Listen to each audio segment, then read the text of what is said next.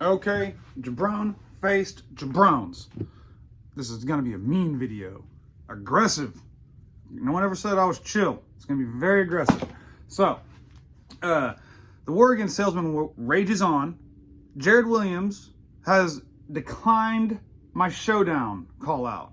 Okay, I respectfully accept his declining. He sold his company, which, like, in all honesty, like, I talk so much shit about Jared Williams. I'm legitimately happy for him. He is a very young man and he's very accomplished. Like, and he clearly ran a very good business. Like, there's a lot of things that he does better than me. Like, a lot of things, like as far as running a business and like the administrative side and all that bullshit that I don't like, you know. So he is a badass.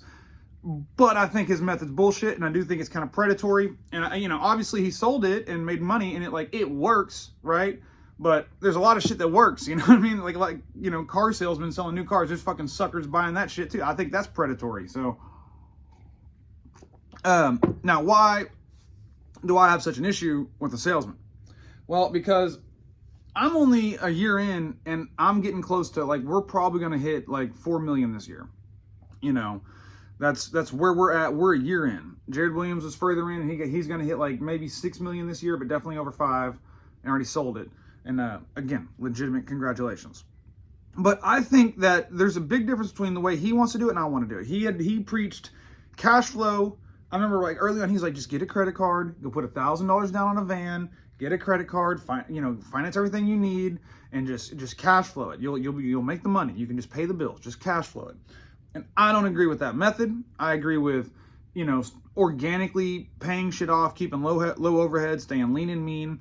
Like, I have several vehicles and only one payment, and that's a strategic payment too. Like, I'm not, the only reason I'm paying that one still instead of paying it off is because I do have to build credit. Like, I do. I don't have a line of credit.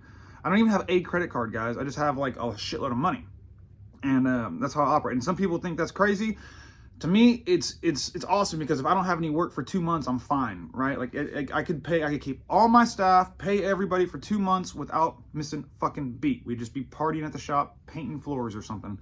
But the reason I really want to do it is because I think that my numbers are actually better. I think that my profits are better and higher, and I think it's something that everybody can do without a bunch of risk. I think that if you're looking to build relationships with people, and you're trying to find high volume customers, be it in residential or commercial or whatever, which I don't know why, like, I'm not turning down good residential work. I'm not. And obviously I do a shitload of commercial work. That's like 99% of my work is commercial. But, like, I don't know why you would turn down commercial, because that's people, there are so many commercial customers who buy literally millions of dollars of plumbing every year.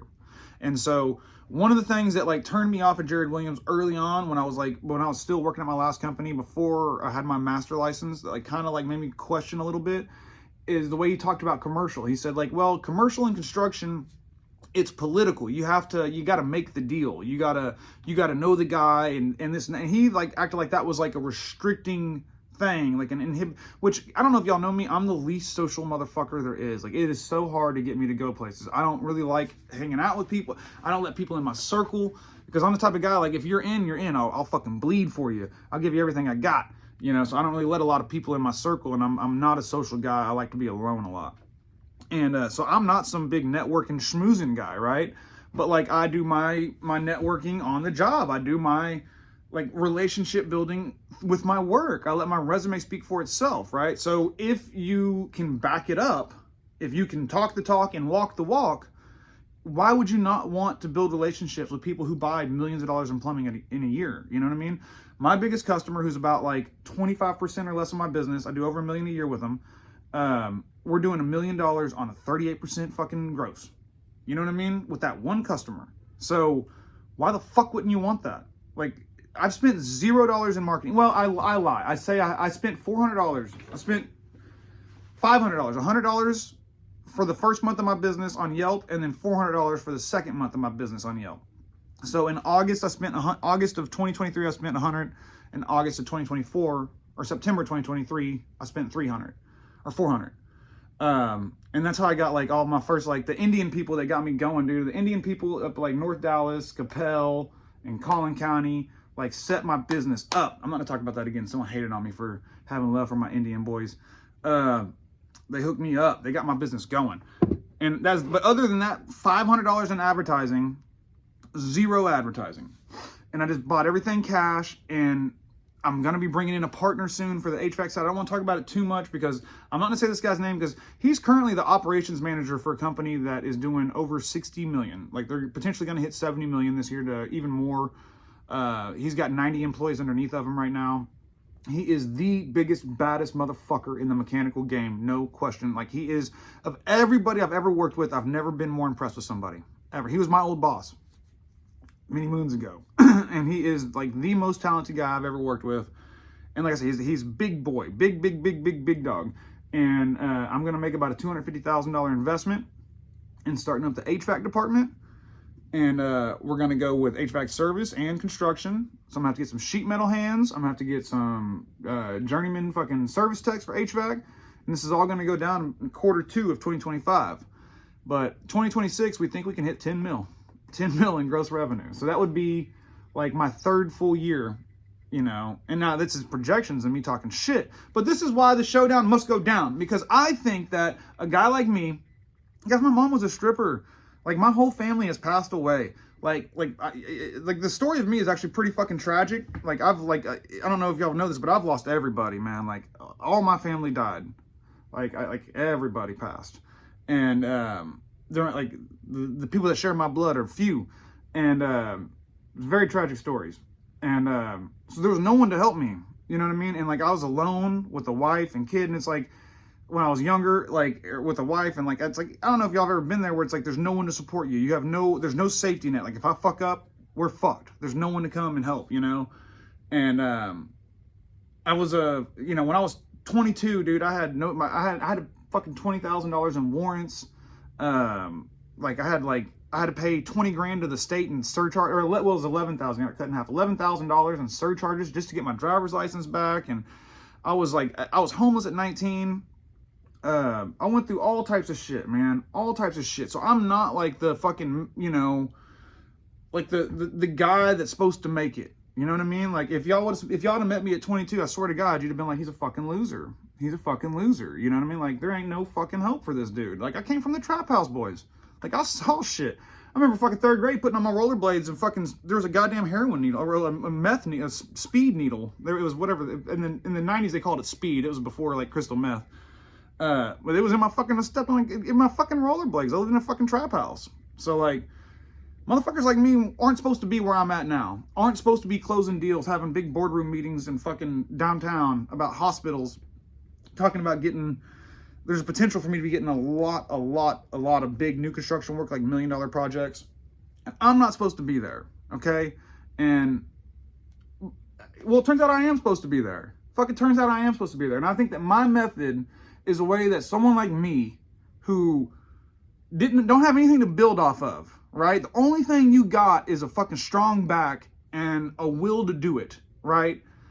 Like that's basically the heart of what my company is, and what I'm selling to my customers is that will to do it. And I've been able to build big time relationships off that shit that have like, it's changed the life of, you know, I've got 12 employees and everybody that works for me is making the most money they've ever made in their life.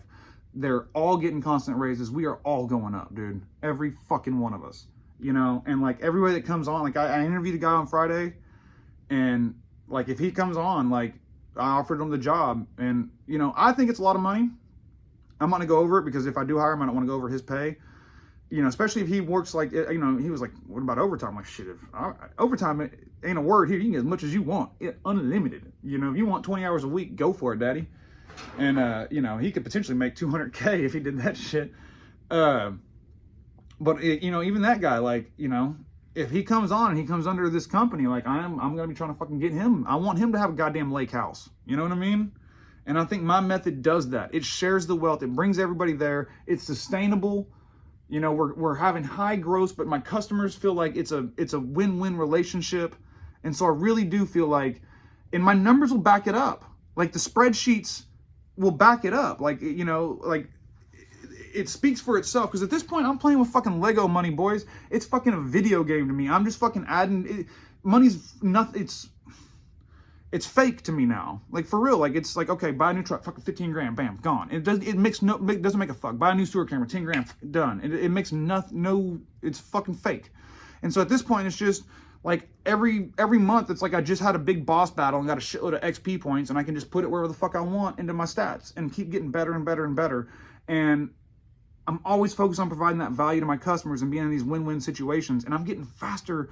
And it's like, as I'm expanding, I'm actually making more money, like higher margins, because I've invested so heavily in getting my guys, like the systems and all the tools and the methods we use, to where I'm just dominating on service and construction. So yeah, I'm willing to have a showdown with fucking anyone that's in the that's in the home services game and is telling me I'm ignorant. And, you know, especially the one guy that says I'm getting dragged in my comment sections.